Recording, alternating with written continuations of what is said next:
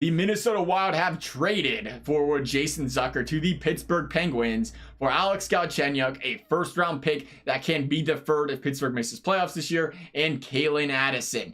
Now, first of all, Zucker, 14 goals, 15 assists in 45 games this season, will typically give you around that 45 to 50 point range every single season. You look at Galchenyuk, who typically falls around that same point structure year after year, but this year has been a very disappointing one for him, putting up 12 assists on 5 goals and just 17 points, -7, not playing a lot of minutes. It's a contract year for him. That's not a contract year for Zucker, so you see the difference in the trade, why it is getting so much more payment, shall we say, coming from the Penguins here, because they're going to have Zucker under team control for a few more years compared to Galchenyuk, who's gone. So I guess you can go down the road and say, hey, the first round pick makes sense. It's interesting, though. You go into the trade deadline, it almost feels like a market setter where you're going to say Zucker's worth Galchenyuk, a first, and more importantly here for me is Calen Addison. Addison, the 2018 second round pick of the Pens, just came off a strong WJC performance, and he feels like a guy that was almost, in a Minnesota standpoint here, a throw on,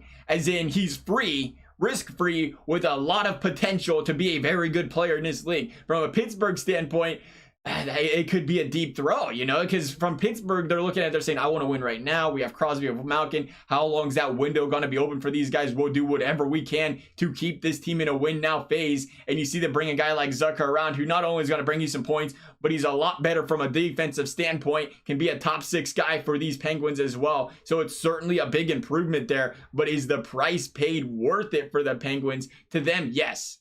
To them, how many times ever in your lifetime are you going to get a chance to have Malkin and Crosby on your team, guys of that kind of nature? And the Penguins are willing to go out there and say, you know what, we'll trade away potential future pieces here to suck in 5 and 6 years down the road maybe and tear apart the team if that means we can milk Crosby and Malkin for a couple more years. And you can't really blame them.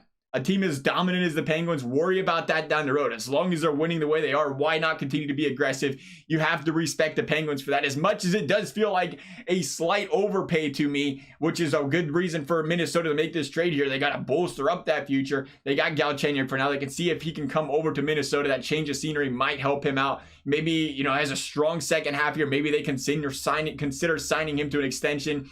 It all works out for both teams here.